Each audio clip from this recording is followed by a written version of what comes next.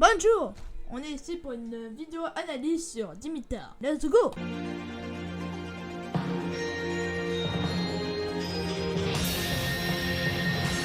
大地を踏みしめて君は目覚めてゆく天使の微笑みで連れ出して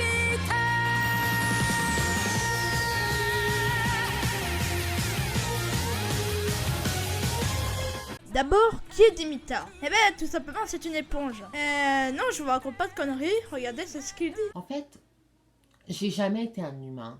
Je ne suis pas un être vivant. En fait, je ne suis pas vivant. Je suis un objet. Je suis une éponge. Et là, c'est le drame.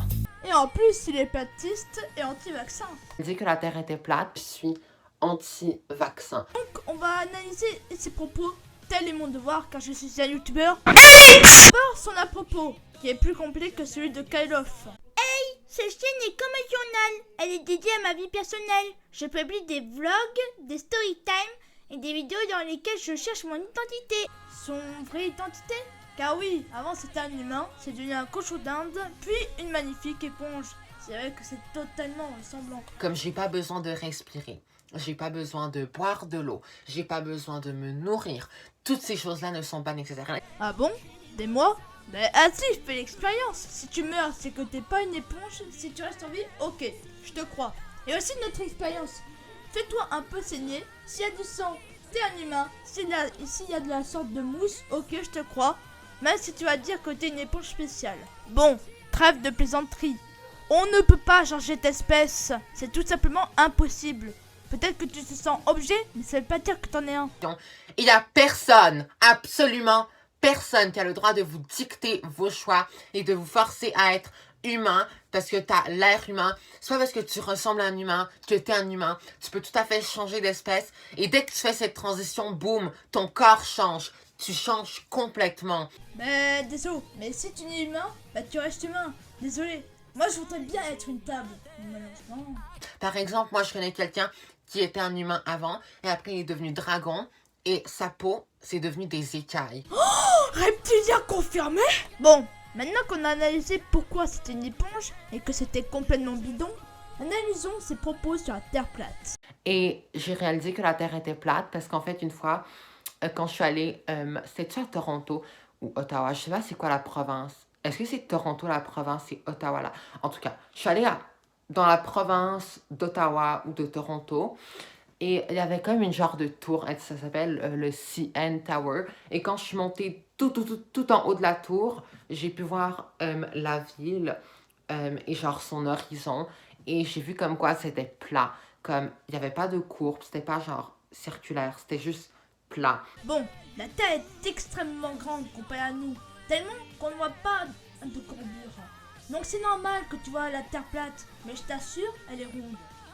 Pour voir la courbure, il faudrait être extrêmement haut.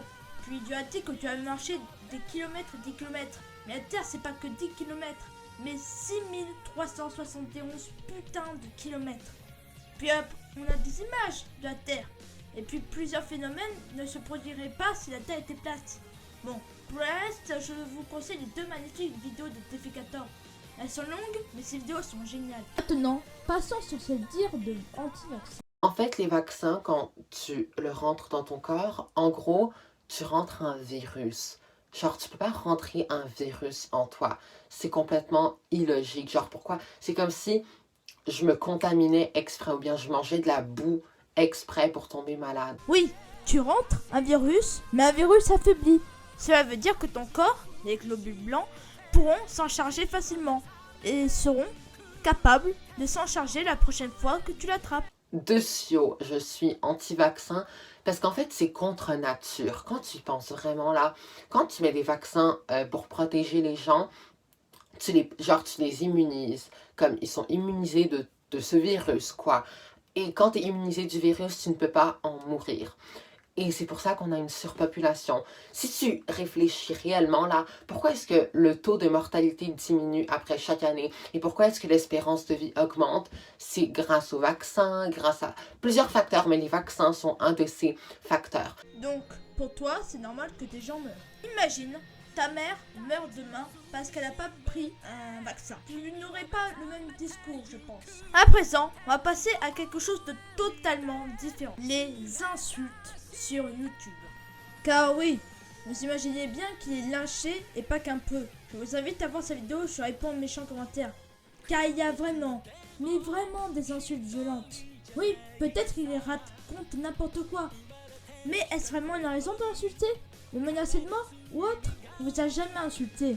Et comme il a dit une fois, il essaie de bien s'exprimer, en n'insultant pas, en restant poli. Parfois il est ouvert au débat. Même s'il dit n'importe quoi, a-t-il vraiment mérité d'être lynché? Je vous laisse méditer sur la question. Sur ce, c'était Nintendo Rue, et je vous dis... Arrivederci. You can fly away. 世界は君の輝きを待ってる。大地を踏みしめて君は目覚めてゆく天使の